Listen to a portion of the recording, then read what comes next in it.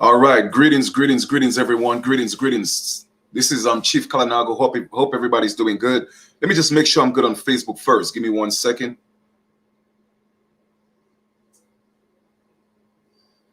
Everyone, greetings. All right, Facebook is good. Facebook is good. Got to make sure I'm good on YouTube. Give me 1 second. Bring that down here. Boom. Okay. Once again, greetings to all. First off, I want to definitely acknowledge the great spirit, universal intelligence, the great I am. I want to thank my ancestors, always asking them for protection and guidance, and that they're always with me, always with us. All right. I am definitely today is a different video. I have one of our indigenous brothers and sisters. They're actually in the background right now waiting to be cued, and they're going to tell their story. And this platform is our platform. It's a platform where I come and I teach the people, but also so that others could come tell their stories. And once in a while people will send me information, and I feel it, it's an obligation to tell their story, because we don't really have a platform where our stories are being heard. And too many times, stories such as theirs, is swept underneath the rug. All right. And so with that being said, guys, do me a favor. This video right here, I would like it to go viral. If you don't mind, share it on every platform, because they're reaching out. They're literally at a point where they just don't know where to turn or who to turn to in regards to what's going on. All right. Now, I titled the video as an alleged situation, just for my protection, because YouTube and all these platforms, they like censoring people, and you know how YouTube do their thing, right? They told me I have one more strike, and if I do anything or say anything that violate their standards, they're going to take away the entire platform. So it's unfortunate that I have to put their story as an alleged story. In reality, they are actually going through that situation. It's happening. It has happened to them, and it's not alleged. Okay. But just for the title purposes, I had to put that out there. So I just want to make sure they know that that's the reason why I did that. Now, I'm not even going to give you a synopsis of the story. I'm going to get right into it and let our brother and sister tell you, our indigenous brothers and sisters tell you. We have, I want to make sure I pronounce the name correctly, Brother Azrael, and his Empress, wife, and I'm doing wife in quotations. Okay, Simka. Okay, and they're going to tell you about their family. They're going to tell you what happened to their child that transitioned, and their children that was taken away from them. So with that being said, I'm going to bring them into the feed, and they're going to tell their story. Okay, so, and I will kind of like ask them questions, because I know they're a little bit nervous, but I promised them that I would take the time to make sure that their story is told on my platform. Now, guys, do me a favor. When we're done with this video, I don't know if any of you guys have access or contact to Dayton Calloway or Young Pharaoh or Bro Sanchez, whoever. Okay, I'm asking you guys to see if you could reach out to them, because Dayton has a larger platform. Young Pharaoh got a larger platform. Sanchez. My thing is, I want to make sure that their story goes viral and it's heard all over. But I am playing my part, so I'm asking you guys to get in touch with Dane, Young Pharaoh, and Bro Sanchez, and a few others with larger platforms, and see if they could get them on to tell their story. And it would mean so much to me. I'm asking that as a favor, all right, on their behalf. So with that being said, I'm going to add them to the stream. Okay, so we have our sister Micah, and her her emperor, Azrael. You guys, welcome to the platform. It's our platform. Introduce yourself and let them know what part of the country you're in.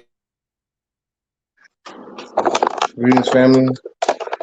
Can you see me? Yes, I'm Brother Azrael, and this is my Empress Simka. And we're in Florida. St. Lucie County, Florida? Yeah.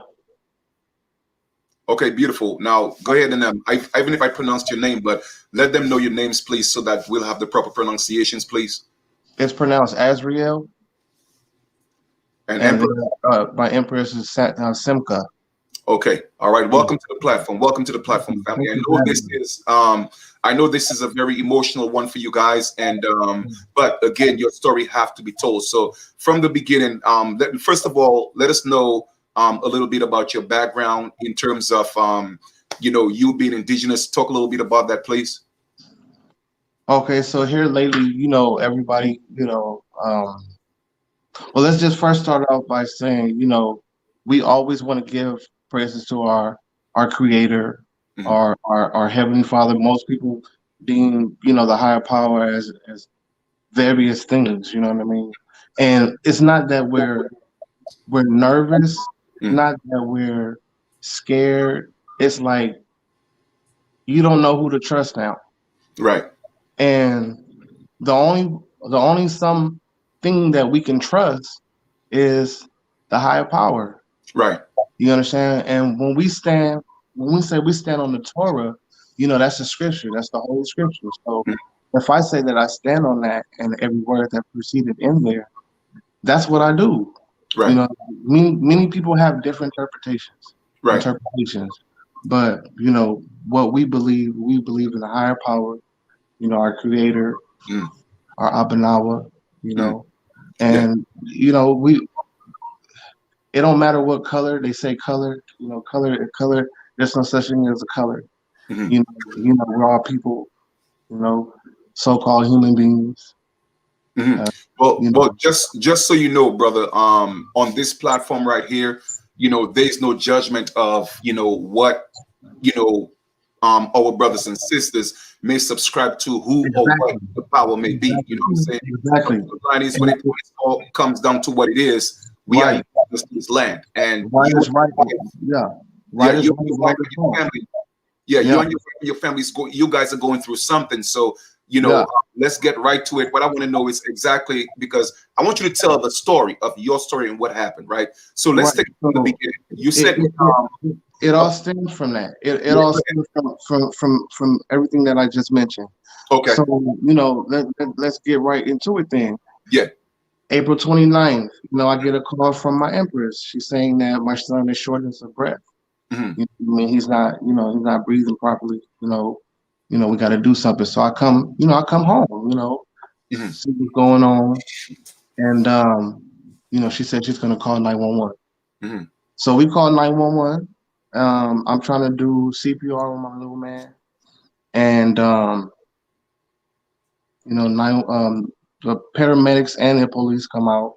hmm Um, you know, the police they're trying to help me do CPR. They asking, what happened, and we're trying to figure that out. So they say, we got to transport him, and they transported him, and we thinking that we're going to be able to ride with him. hmm So when they said that we couldn't ride with them to the hospital, that hmm stopped everything right there. So we had to come up with another plan. We got kids here; hmm they go to school. We got a 2-year-old, my baby's eldest twin. hmm So you know, you want to go? Oh, You go. yes, and eventually we arrived at the hospital, hmm and medical staff was telling me um, that they worked on our child for 55 minutes, hmm and then they put the blanket over him and pronounced him dead. hmm And then 12 minutes later, he comes back to life. His body started getting warm, and he hmm started breathing and moving around.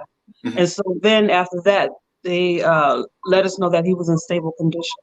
hmm So my husband, he had to leave to take care of the other children, to find someone to watch them, because we don't like to leave our children here by themselves. hmm And so once he was moved to the second floor, they had sedated my son. And so when they sedated him, I had a few questions about that, hmm because before when he came back on his own, he held my hand.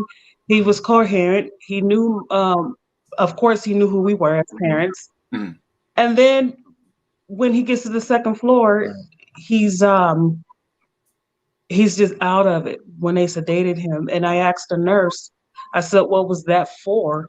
hmm And he replied back and said, oh, so he won't feel no pain. I said, I don't get that at all. And so I asked another nurse. She said, oh, whenever we have someone come in cold blue, we have to sedate them. So it was a few different answers to that, to my question. And so I just kept asking questions to the lead doctor. And then maybe about 3 hours until me patiently waiting and working on such things and following his vital signs and everything like that. He turns around and says, okay, I'm only giving you a few seconds, but you have to leave. And I said, why do I have to leave? She said, because you just have to leave. And I said, I don't understand. She said, yeah, you have to leave right now. And the security is on his way up. So by the time security got there, I'm still asking her the same question. Why do I have to leave? She said, because of my tone. And I said, was my tone disrespectful? She said, no, but you still have to go. And I said, okay. And then at that time, the officer comes up, and then it's about 4 of them around me, about 6 of them around me. And they just basically kicked me out of the hospital. So as we're going downstairs, I see my husband downstairs in line waiting to get checked in to meet me upstairs. The security guard, which was very odd, they never saw my husband, and I didn't even make eye contact with my husband when I walked past the line. She pointed him out and said, oh, there you go, right there. And the officer said, come on, you got to get out of line, you got to go. And at that time, the DCF investigator lady was downstairs with us, and she, in face to face, asked my husband, I have to do a home visit. Is a good time to come by? And he said, not at this time, because we're still getting everything situated with our son. But remind you, what she said, back to the tone part, remind you, she said that it was my tone.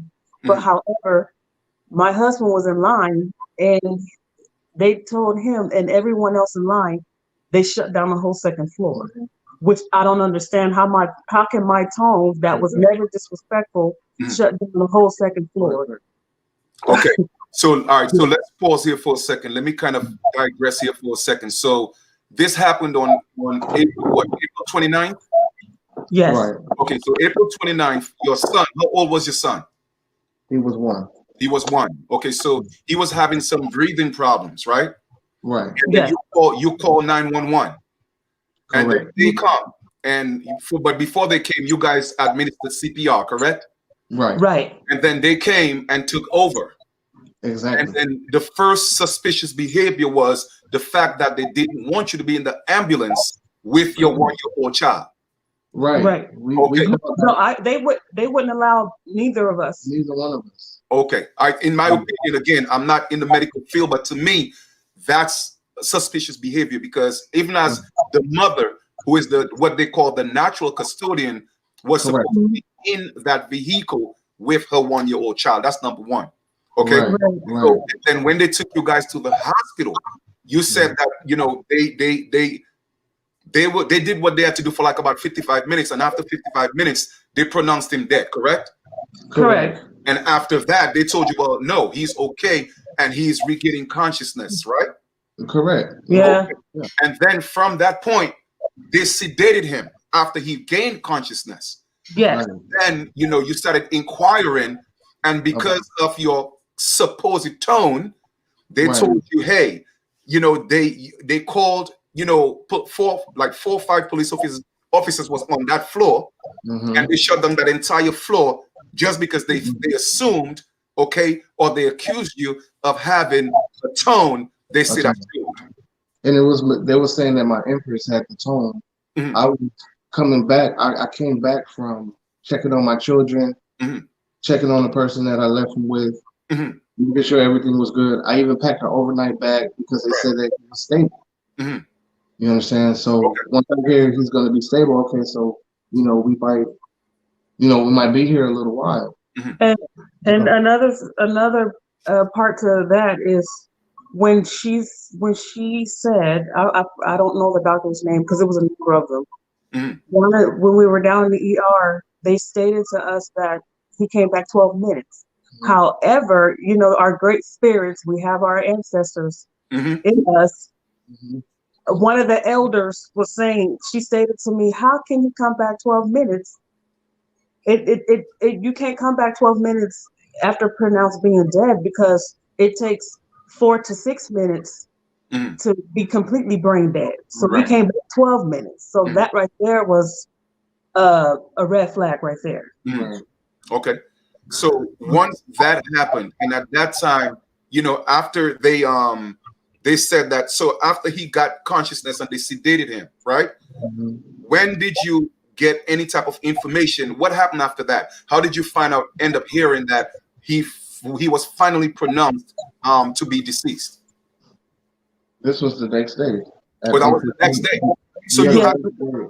Yeah. So hold up, you had to leave the hospital that same day without Right. you being in the hospital to supervise your child, and go back to find out that he was deceased the next day. I even had several friends, and I had my mother call the hospital, but they said they couldn't give out any information to our loved ones. So then, like I said, 8:15 the next morning, we get a knock at the door. The sheriff department and the police department are outside saying that our son had passed away, and that you know, we can begin making funeral arrangements, that we're not suspects, and that the hospital has a restraining order on us, and so we can't go up to the hospital. Okay, hold up for a second. Hold up for a second. So the next day, so after you left the hospital, because you told me that the Empress, she brought like a night bag, right? You know, I brought an overnight bag an overnight to the bag. hospital. Right. Yeah, hoping that you could have spent the night with your son, right? Correct. And they told you that wasn't possible, correct? Correct. And then so you went home, and the next day the sheriff, everybody came to your house, telling Correct. you your son was pronounced dead, but the hospital got a restraining order against you. Correct. Yes. And what was the basis of that restraining order? For what? Well, we didn't find out till later. We didn't know at the time. This happened back in April. You know, we just found out here recent that it was because of the father asking too many questions. But I wasn't at the hospital. I left the emergency room when they took him up to the second floor. We stayed about an hour, you know, waiting for them to come out and get us. I said, well, it looks like we're going to be here for a while. I said, I'm going to go check on the other children, you know, check on my people that's watching them. And, you know, I'm going to pack a bag and we're going to come back and, you know, we're just going to wait it out. They would, who was it? The security and the police that was called up didn't tell us that a restraining order was being put on us. Right, because at the time when the doctor said you have to leave, she didn't state that it was a restraining order. Right. But my question is, what is the basis of a grieving mother and father whose son was brought into the hospital in critical condition, and then the prior day or the following day, so they didn't tell you what the restraint order was about? No. They just went into making funeral arrangements. They mentioned that they needed to do a walk through the house. What else? They just did the search of our home, and they said, you guys, it's just protocol. It's protocol. So what are they searching your home for? And did they have a warrant to search your house? No, they didn't have none of that. None of that. Okay. I mean, and that's in my opinion, that is suspicious behavior. That's number one. Okay. Because first of all, why is a restraining order being taken up by the hospital against the mother and father who brought their dying son, okay, into the hospital? That's number one. Okay. Right. Now, so once that happens, they come to your home, a restraining order is in place. Now, who's making the funeral arrangements? Is it you or the hospital? We are. You are. Okay. So you are making funeral arrangements, but you have other children. So at that point, if there's a restraining order against you, I'm assuming it becomes a legal situation. So with that being said, I'm assuming that child care services will step in and take the other children if there's a restraining order against you. Did that happen? Well, child services came 3 a.m. April 30th. No, they came April 30th at 3 a.m. We At left Oh, the, that's we left the hospital April 29th okay. around 5:30, 6 o'clock. Okay, yes. And DCF said that she would come out, and if she needed to, that she would notify us. Mhm. And then, 3 a.m. we get the knock at the door, and it's like it's dark, but I could see Just a little- shadows. I mean, not shadows, but I can see people. You know what I mean? And they have weapons in their hands. You know what I mean? So I'm not understanding that either. But then it's a lot that goes along with them coming at 3 a.m. I don't understand, but she said that she would. I didn't get a text from her until the next morning. Okay, so again, so just to reiterate, your son, is transitioned at that time based on what you're told, right? Instead of Yeah. them coming to your house, with their condolences, they came and they told you that there's a restraining order, and not just that, they come into your home with weapons, Right. like you are a criminal, right? Right. And now, Right. and then not just even that, they coming at 3 a.m., which people might think I'm a conspiracy theorist, but that is symbolic. Man, Right. I'm not answering no door at no 3 a.m. I'm sorry. Right. What are you doing? But I'm also talking about from a ritualistic perspective. 3 Got a.m. you. is one of those times. Okay. Just so you I know. got you. Yeah. For those Yeah. of you who know, you see what I'm saying? But again, we're not going to dive too deep into that. So my question is now, when child care services came, did they take care of the children or no? They took my other children. Right. So they took care of the children. Now that means that if they took your children, you would have had to violate some type of statute or code. Now, were you told what were the accusations and what happened? What code you violated, or what law did you break in order to lose your children? No. No, because that day when we was at the hospital, when they had us downstairs, and she asked us when is the best time to come by, and my husband told her not at this time. She said, okay, well then you have a court date tomorrow, then you'll just be meeting with the judge, and that was it, and that was around 6 o'clock in Okay. the evening. Question. So at 6 p.m. in the evening time, who told you had to cut a court date with the judge the following day?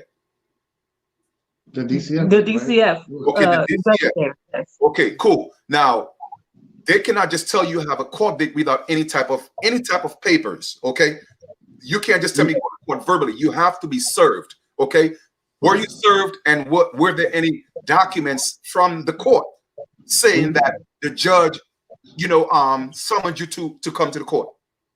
No, we No. weren't served. She just said that, we had court tomorrow. Now, Verbally. all that stuff is not protocol. You see what I'm Right. saying? That is Right. not how the law works. I mean, regardless of what we think of the law, that is not proper procedures, so to speak. All right. For you to end up go to court, there have to be documents signed by a judge summoning you to come to court. A CPS individual can't just tell you come to court.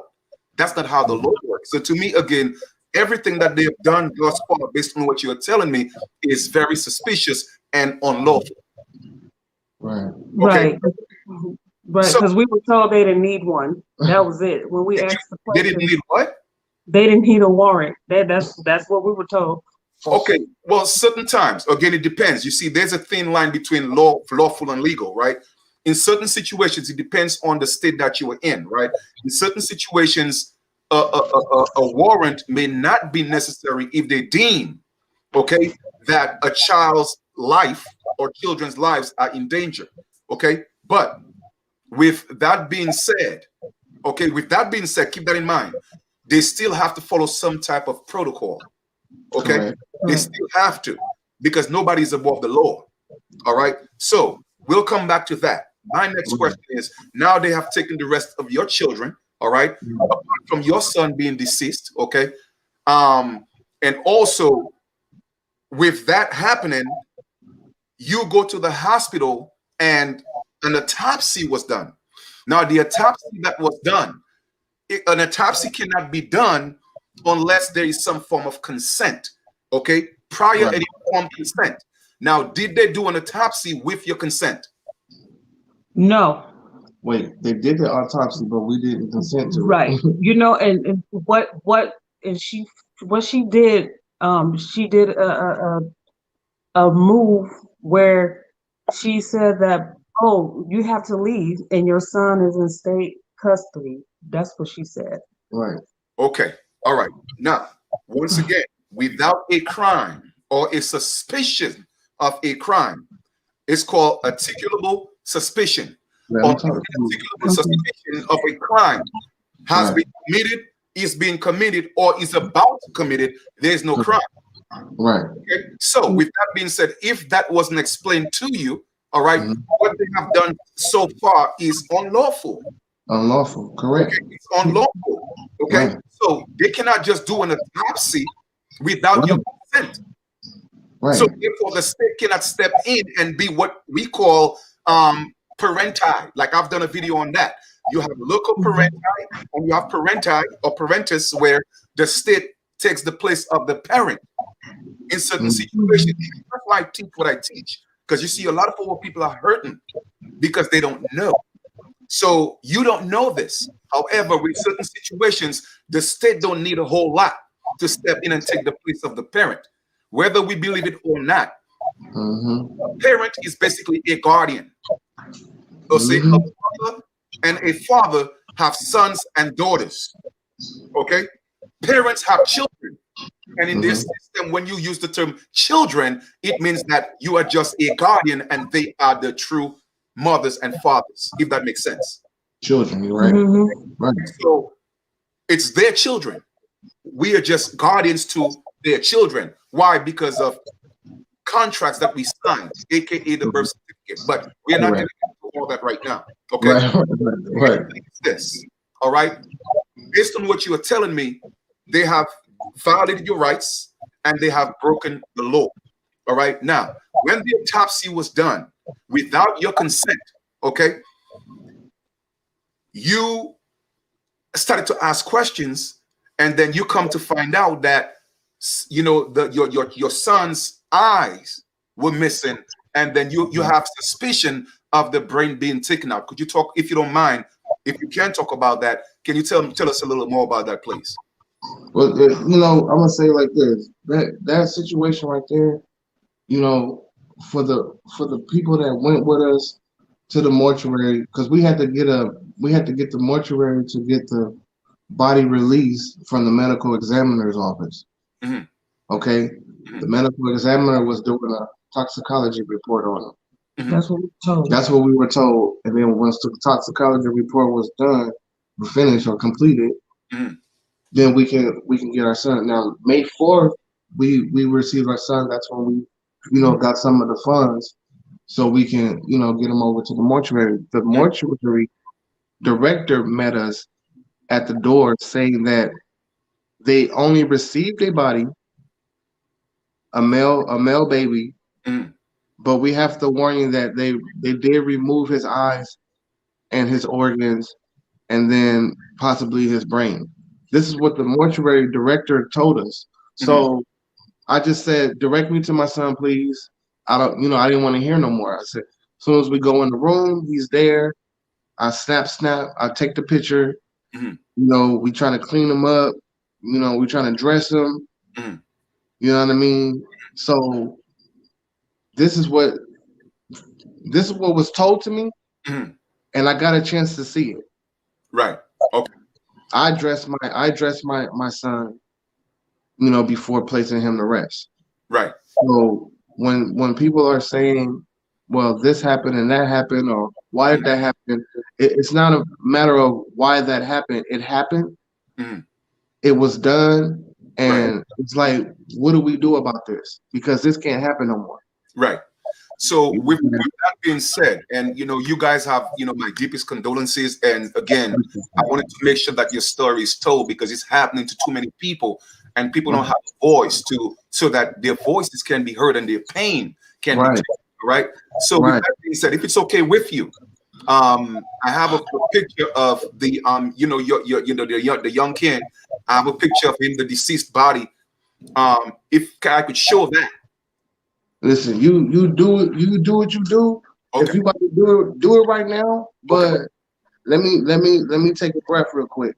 Because I'm a touch on that, because that's a delicate situation right there. So do what you do real quick. Okay, well, what I'm gonna do is I'm not gonna show that out of respect. However, Yeah, I know what the yeah, picture look like, right? yeah, And yeah. I'm gonna show pictures of a stitched autopsy body.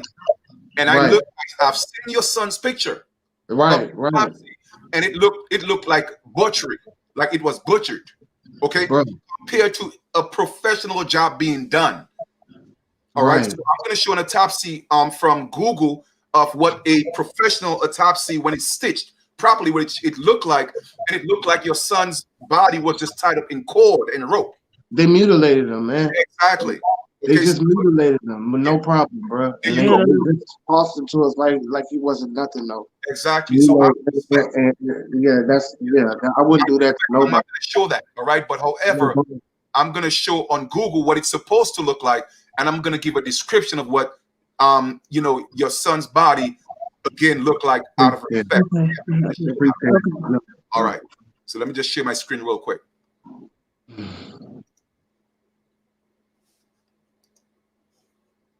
All right, Google. All right. All right. So this right here is a picture of bodies of an autopsy, okay? That when it's stitched, okay, that's what it looks like as you could see on the screen. All right, that's what it's supposed to look like when the job is done professionally. Now, again, I'm not going to show our brother and sister's son, you know what I mean, show that image, okay? But I'm letting y'all know, okay?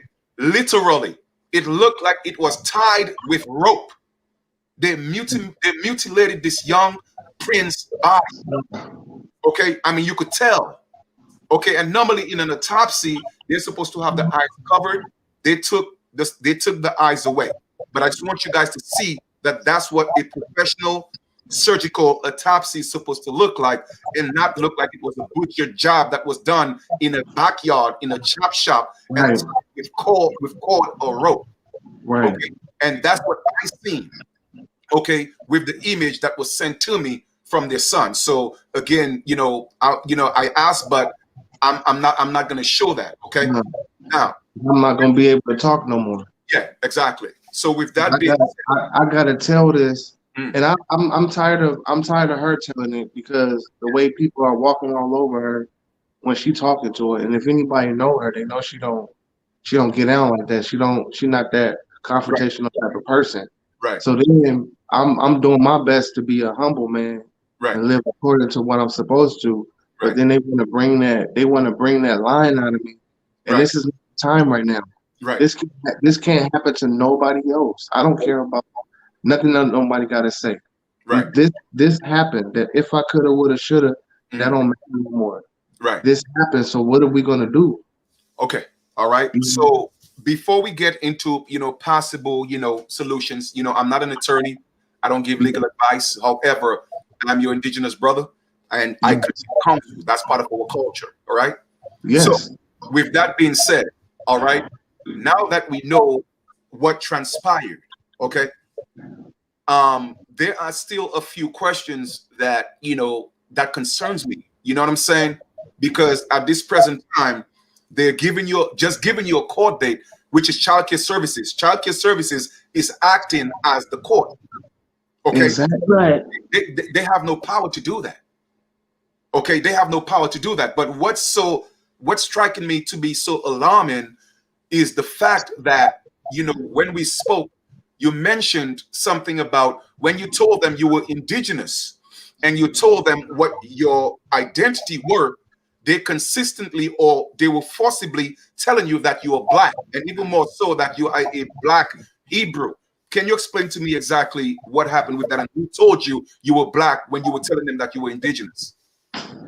So we got a number of things. Right. You have law enforcement. Mm, You have the judge.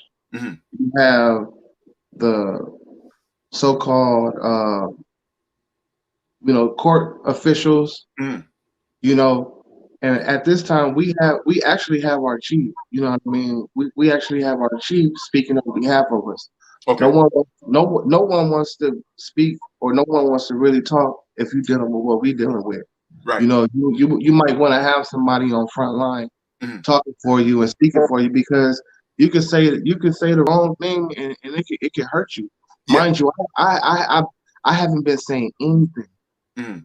You know, I've been word of mouth this and y'all gotta go here, y'all gotta contact this person, and y'all gotta do this and y'all gotta do that. Where's my children, man? Right. Right. You understand? You guys unlawfully Mhm. remove my children. Mhm. Now you're trying to hide them. Now you're trying to put allegations on them. You know, this whole story comes with allegations. Yeah. The allegations are absurd. Right. You don't know my family. You're not trying to get to know my family. Mhm. That's not what you're here for. Mhm. And I noticed that they only pick on the children that their names end in Yah. Mhm. Okay. Everything dealing with this is because of the Most High Yah. It's not only because I know that I'm indigenous. Mhm. It's because of the Most High Yah. Mhm. It's because our love for Him. Mhm. This is a perpetual hate that we're experiencing right now. Right, and they begin to be very like ravenous wolves when we kept letting them know that we are indigenous to the, Mhm. that we're Talking right, slick to the chief. You know what I mean? very We disrespectful. not talking to her. She's messing up stuff for y'all, Mhm. and she knows the law. She knows she's been everything that you're saying tonight, brother. She's been telling them Mhm. everything that they've been doing, coming on our door, knocking on our door, harassing us, Mhm. pulling weapons out on us and everything. Mhm. It's because of what she knows and what she's been conveying, and they Okay. don't want to accept that. Mhm. So, all right. So you're saying that all this, the antagonizing, the harassment, right? Yeah. All this started happening from the moment you guys stated that you were indigenous. Yeah, At the hospital knew right. she I stated because they asked ethnicity, Okay. and at the time it was American Indian option, Okay. right? So Mhm. I let them know as Aboriginal American Indian. Mhm. But then when I look back on his medical record, they didn't put that. They just put other. even when we filled out the form for the death certificate, Mhm. he kept on putting African American and black, and I kept telling him you gotta stop until he finally got it right. Right. And so when I let the doctor know that what our status is, Mhm. she got so upset, like something just jumped in her, Mhm. and she's saying this to me over my son. Mhm. She's saying, "I don't care who you are. Uh, Mhm. Me, I'm black. I'm this. I'm that. I'm Spanish. Whatever she was saying, who cares?" She Mhm. said, "Who cares?" And so my chief was saying, my chief replied back and said, no, because the doctor said, well, what are you doing here? If you're Aboriginal, why do you need my care? Mhm. Mhm. 'Cause if this is your land, why are you in the hospital?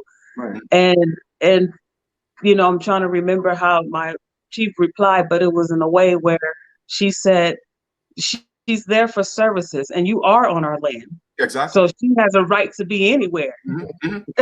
Mhm. Yeah. So she was just upset, and Yeah. And I said, this is crazy. it goes back to again eugenics. Walter Ashby Plecker and the Mm-hmm. whites. Okay, where when you claim who you truly are, okay, it gets society upset. Okay, Yeah. and that is the whole key, and that's the whole key in what's happening right now, and that's why I do what I do. That's why so many of us do what we do, because we as a people, we have to step up, Right. get together, because when we have these isolated incidents, then they get swept underneath the rug. You see what I'm saying? Because a similar situation happened to another brother and sister in Florida, okay, where they Right. killed Right. children because they stated that they were indigenous to this land. Right. You see what I'm Right. saying? So, and I keep telling our people, man, that's why I get on here and I'm so passionate, and people think I'm upset. No, it's because of my passion, and I know that one man, one woman cannot do it alone. We No, have to step up.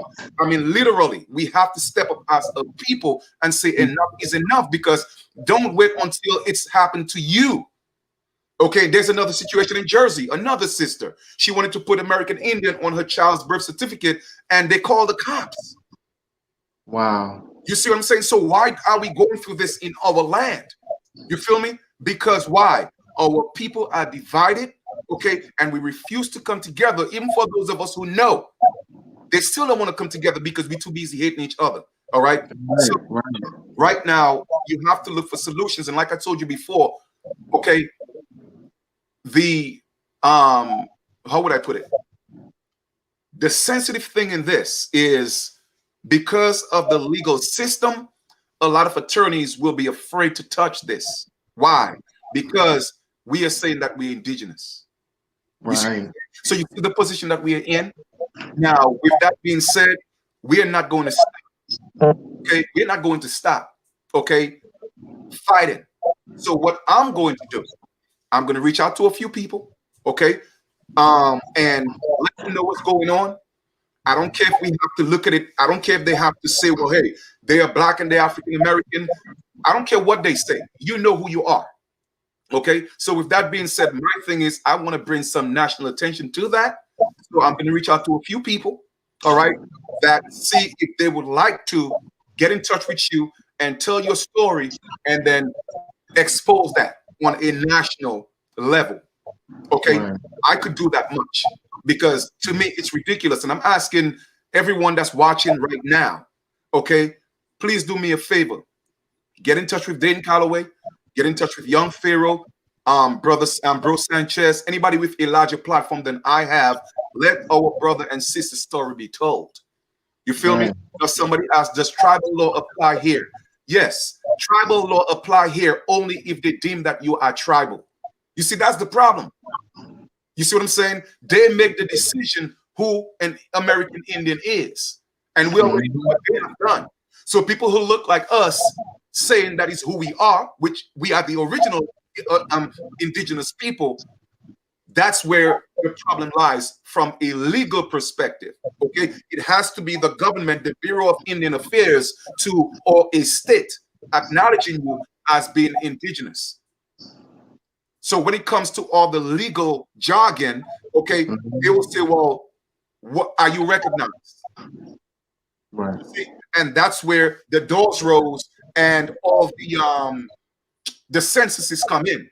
Because they put that in place to make sure people who look like us are not known as the original Indians. So they have to create the doors rose to get the $5 Indians, the Mongolians, the natives to be Indian. Right, right. When we step up, it look now we become the enemy of the state.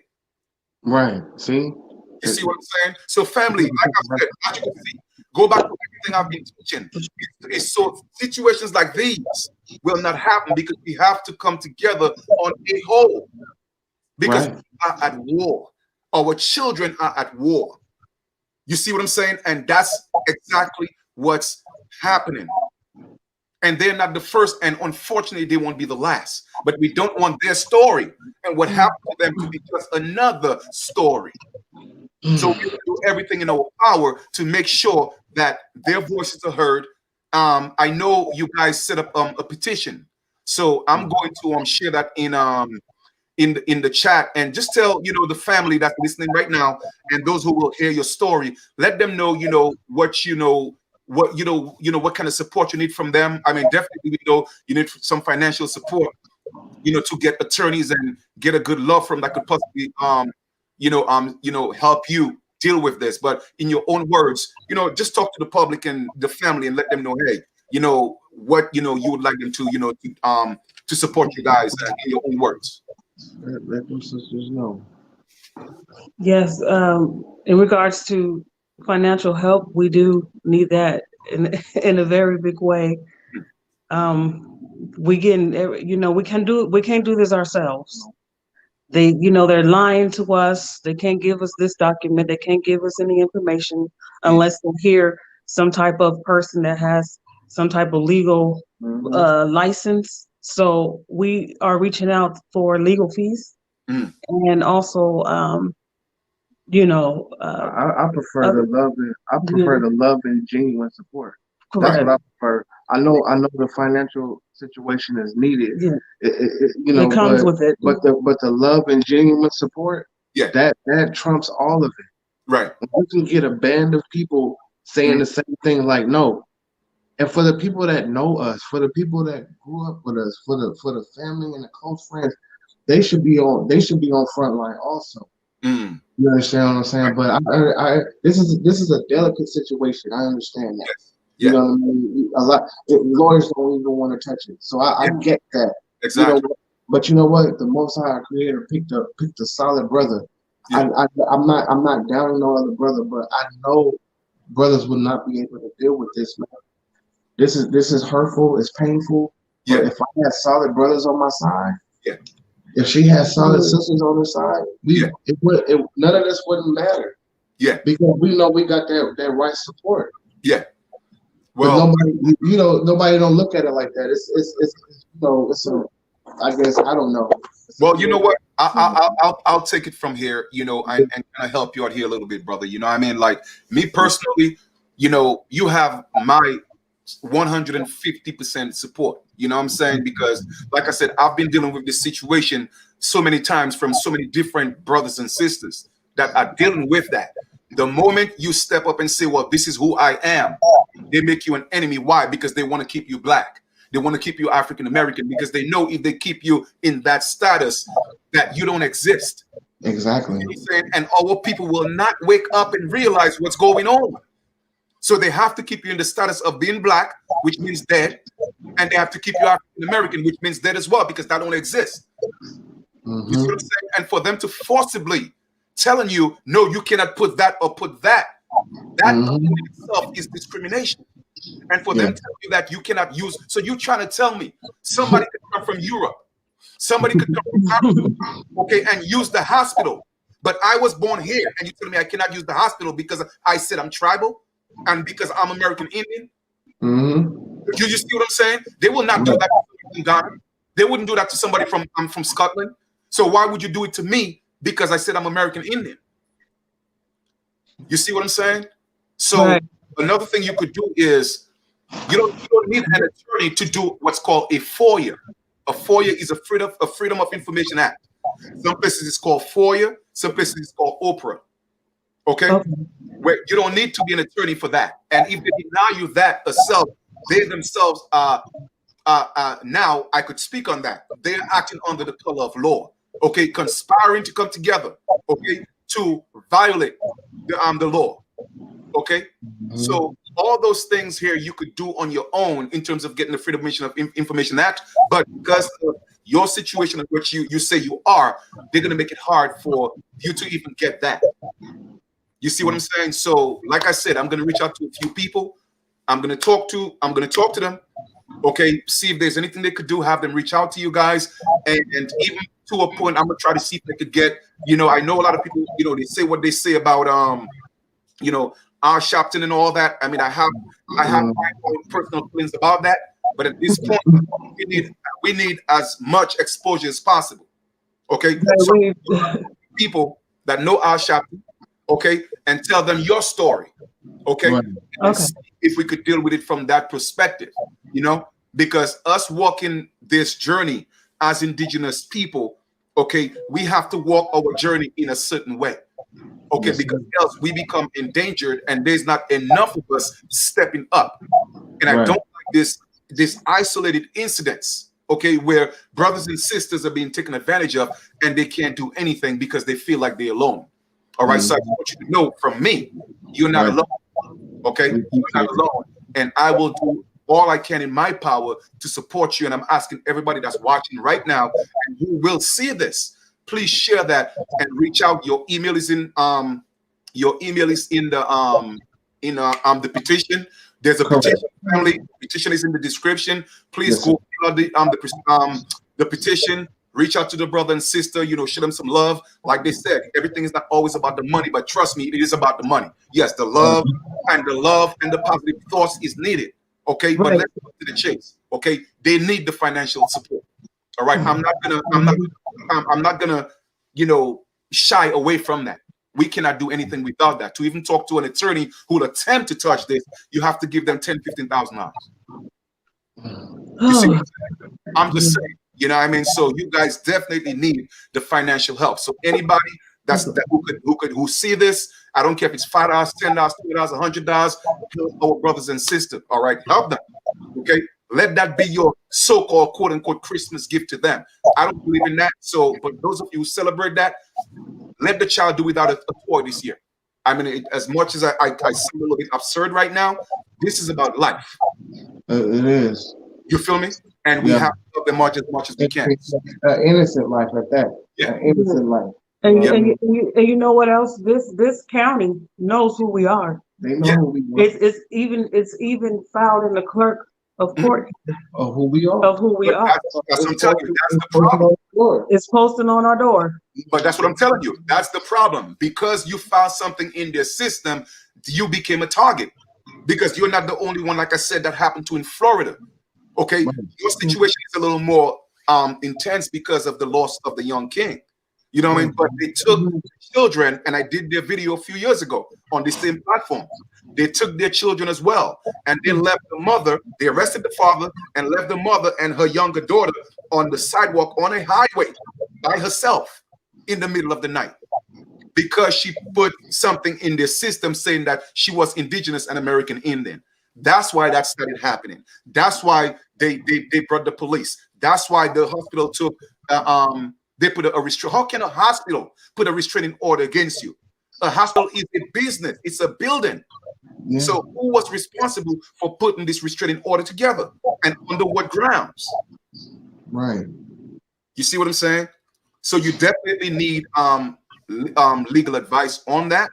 You know? So again, I'm asking everybody on here to go to the petition. Somebody, how can we get the info on their case? Well, they have again, they have a petition. The brother's email is linked in the petition. You could get in touch with them. Now, brother, if you don't mind, I know the email is in the link, but can you tell them the email? Tell them the email, please. It will be azrielmashayashua@gmail.com. That's AZRIEL. Hold up, let me just write it out here. RIEL MASH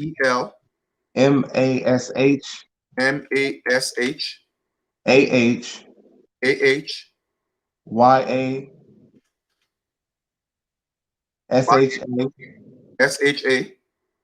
SHARAL at gmail.com. All right.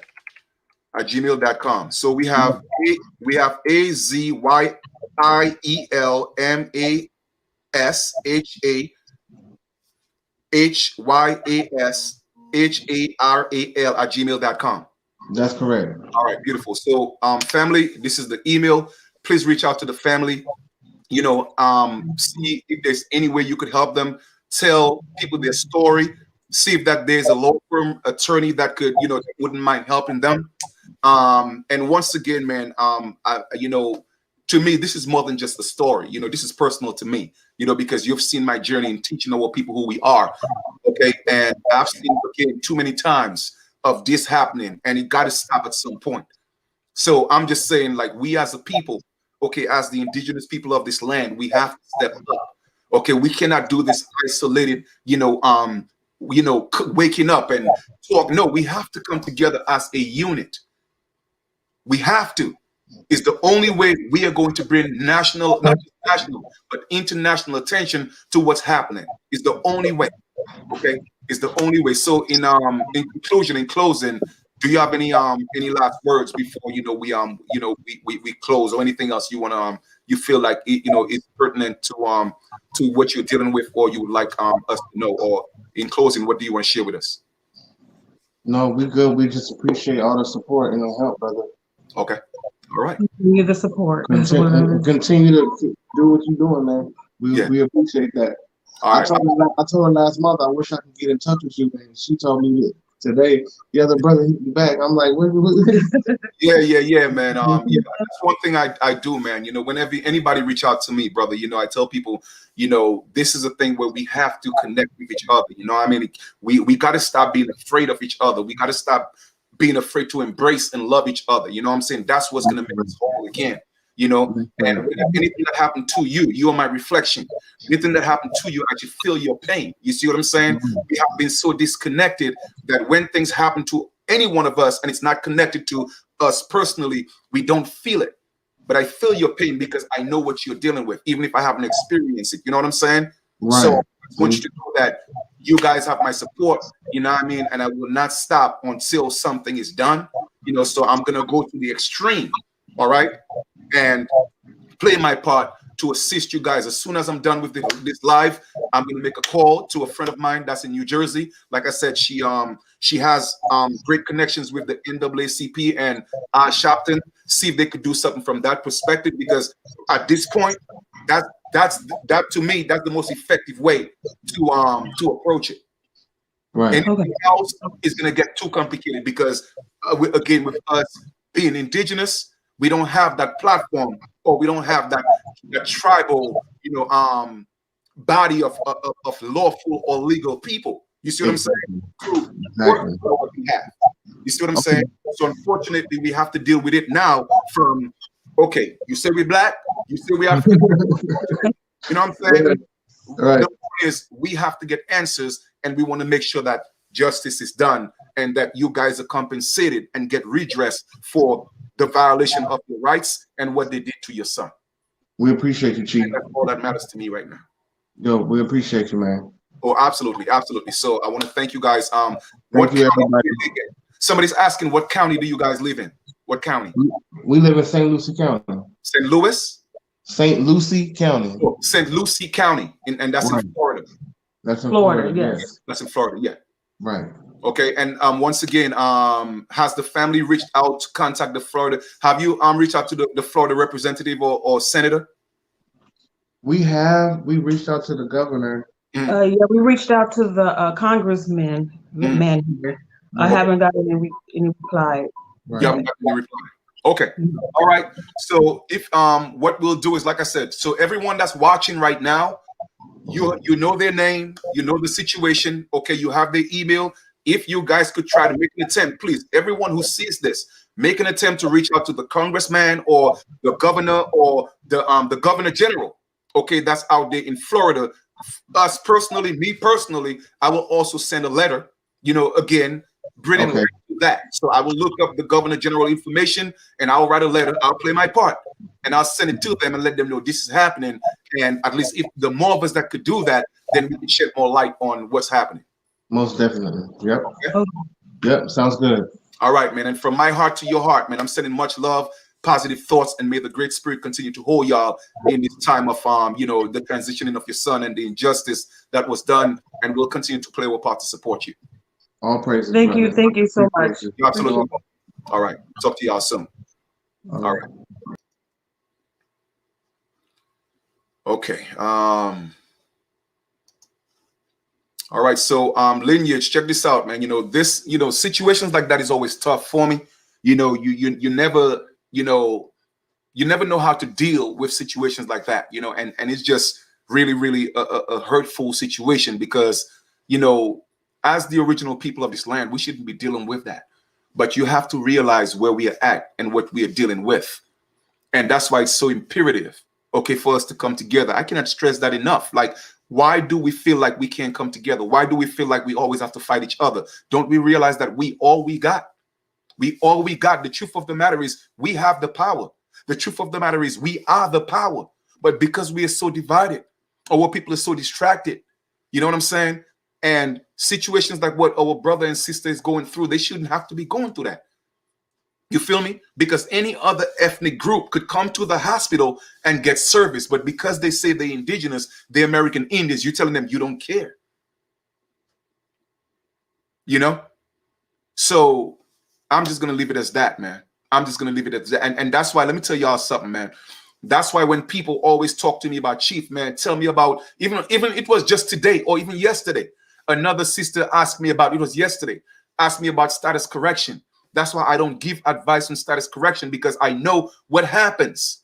I don't want to be responsible. And it's not that you're doing anything wrong or doing anything illegal about putting these people on notice. But when you put them on notice, you're making yourself a target. That's the sad part about it. And that shouldn't be, because an Irish get to be an Irish American. A Scottish get to be a Scottish American. Okay? A Nigerian get to be a Nigerian American. So why can't we claim who we are? You feel me? Because they know that we are the righteous people, the rightful people of this land. Okay? And the moment we step up and put ourselves in place, they have no control anymore. So you have to realize what's going on. So when people ask me about status correction, it's not that I don't want to share information with you. No, I'm protecting you. And you don't even know this because I know what happens, especially when you are a woman and you have children. So especially if there's not a man around. You feel me? Because I've seen it happen over and over and over and over again. So my advice to people is this: live your life as an indigenous man or woman. Stop focusing on this paperwork. You feel me? Because they are going to make you an enemy. I'm telling you, I know it for a fact. You dig? I know it.